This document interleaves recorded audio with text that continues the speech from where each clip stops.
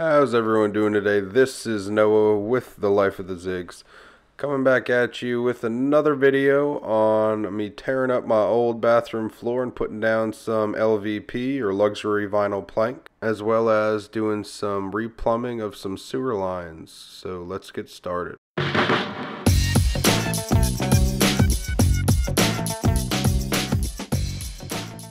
Alright, so as you can see here, I'm tearing up some of the old flooring.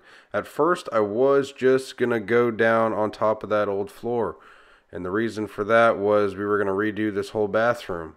However, I noticed that there was about 2 other layers of flooring underneath that. And I just didn't feel comfortable with putting the flooring on top of that. So I decided to fully tear up all the old flooring, including the subfloor, due to some rot actually, which is around the toilet, which you'll see here in a sec, which I pull up. One thing that I want to mention here too is, like I said, we were going to fully redo this bathroom. However, plans changed and we actually moved out of the house before we could do that. So essentially this flooring was just kind of a temporary thing because the current flooring in there was not good.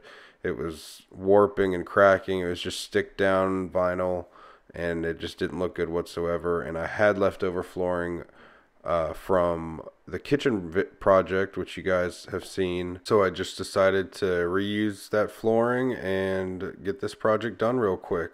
One thing I want to stress here too is whenever you're doing flooring, take everything out of there, especially the bathroom. So I took the toilet and the vanity out because you don't want to go around it. It just looks chintzy and it's not the right way to do it. You just want to go under it like how the flooring should be and is meant to be. So just make sure you remove everything and take everything out. One little tip I have for you guys: when you're removing a toilet, have a sponge on hand and something that can suck the water out of the tank and the bowl. I actually had a little fuel siphoner thing, so I use that to suck the water out, but they do sell toilet suction tube. I think they sell them at Lowe's or Home Depot, or you can make them yourself, and they work pretty good and efficiently at just getting the water out of there so you don't drip it everywhere. As you can see, I kind of just did there in the video. So at this point still, I was going to go on top of this flooring. However, I noticed here that it got really spongy. As you can see, I start tearing up the flooring underneath that. And I noticed all the rot around the toilet. And that's kind of when I decided that, you know what? I should tear up this whole subfloor and redo this. Also, this is currently the only bathroom we had in the house. You know, shower, toilet, and faucet. Obviously we have the kitchen faucet, but I had to get this done in a day, so I started I think about 7 or 8 o'clock in the morning, and I didn't get done till 9, 10 o'clock at night. So it's definitely doable in one day. And this bathroom I think is like 8 foot long by, or less than that even. I think the flooring itself was 6 foot by 4 or 5 foot. So it's not a huge area. However, it is a lot of manual labor and a lot of heavy lifting at some points. So just be prepared to do a lot of work for the day if you want to get this done in a day. Also, when it comes to tearing up plywood flooring, I find that this method I'm doing here is the best. So what I do is I take a circular saw and I put it to the depth of the plywood, just slightly below, so about 3/4 of an inch usually, maybe a little less than that. And I'll make cuts all throughout the floor while having my vacuum to collect all that dust so I don't create a huge dust ball. And then after that, I'll come in with my pry bar and I'll start prying up everything.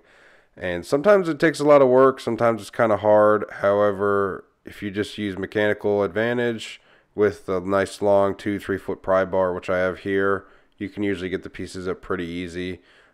If they are screwed in though, I would definitely try to unscrew them, or if they're glued down, you're definitely going to kind of have a more difficult time. Thankfully, none of this is obviously screwed down or glued down because this house was built in the 50s, but newer houses may be a little harder when the time comes to start taking up that old subfloor. Something to note here too is older houses have 1x6 subfloors, and sometimes they'd put plywood over top if it wasn't going to be hardwood over top of that, which is what they did here.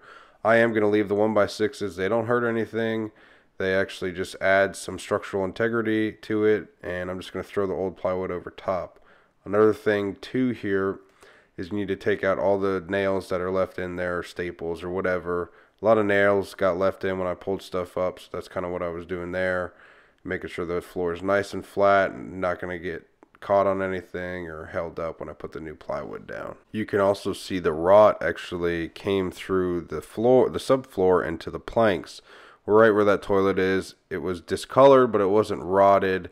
So I just decided to leave those pieces in. That wasn't hurting anything. It was getting covered up by plywood, so it won't matter. The structural integrity of the plywood itself will be there for the subfloor. You don't really need the 1x6 as much as the structural integrity anymore. So we're in the basement now, and currently I'm cutting out the old plumbing because I was going to redo it all. First reason I'm redoing this is so I can change the flange for the toilet without issue, because that's old cast iron piping. Second reason is that I'm going to redo this basement eventually. So I'm kind of just starting on that project just a little bit, moving some of the plumbing where I'm going to need it to be, because that pipe crossed over at an angle, as you can see if you look at the rafters there, the beams, and I actually move it, push it back, and flush in line with the beams so that eventually I can just build a wall around that. Little tip here is to support the cast iron that you're going to cut with this plastic strapping you can get at Lowe's or Home Depot. So that's what I did. I wrapped it around there to support that vent stack. And then as you can see, I cut it and the top piece didn't move at all, which is what I wanted it to do.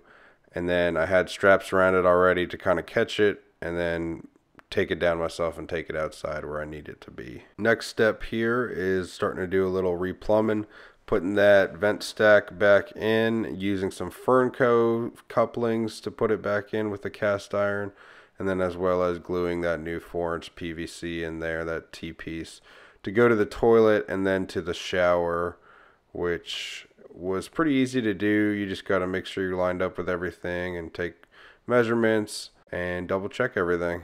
So now we're moving on to the subfloor itself. I'm putting down construction adhesive, slapping it down and making it nice and tight against everything with that crowbar, and then screwing it into place. So I'm putting screws about every 6 inches apart and in every joist that runs across the beam.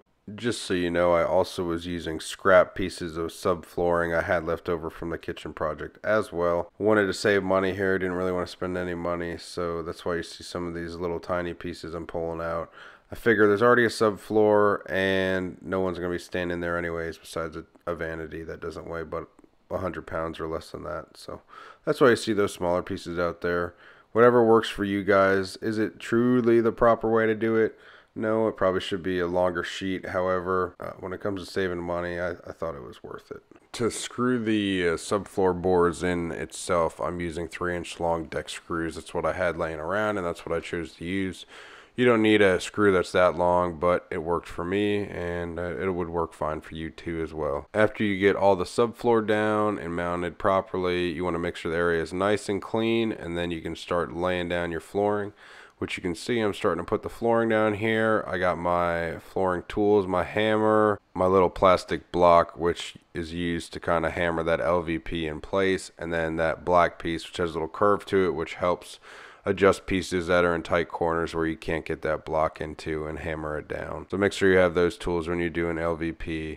Besides that, it's really simple. I started to go horizontal with the room, as you can see here.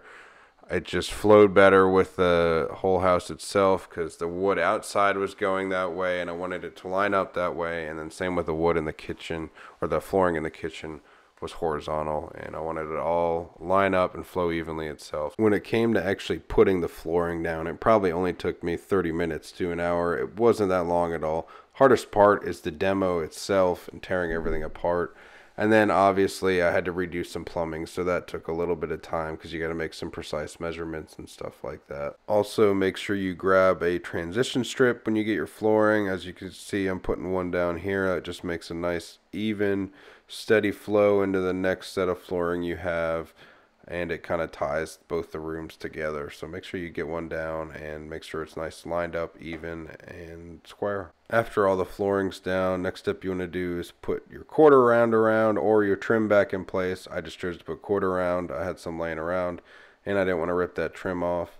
After I got that trim back off and caulked it all in and pin nailed it in, I started putting the vanity back, which I had to do some adjustments to make it fit again. got that top mounted with some caulk and tied everything in place. After that, I had to do a little bit more caulking just to make everything nice and transition smoothly. And then I started mounting the toilet. I put a wax ring down, the bolts in, tighten the bolts, then you cut the bolts, put the caps on, and that's it. Then I moved down into the basement and started to replumb everything, as you can see here. Like I said, I'm starting to get this all ready for the basement project, which I should have posted up here within the next few months. It's a total renovation of the basement from where it is now, as you can see, part of it, to fully finished, flooring down, walls up, painted, the whole 9 yards. So I'm excited to get that video out there, guys. With that being said, this video is coming to an end. I hope you guys enjoyed it and learned a little bit in watching it. And I hope you guys have a good rest of your day. Please remember to like, comment, and subscribe. And I'll see you in the next one, guys. Have a good one.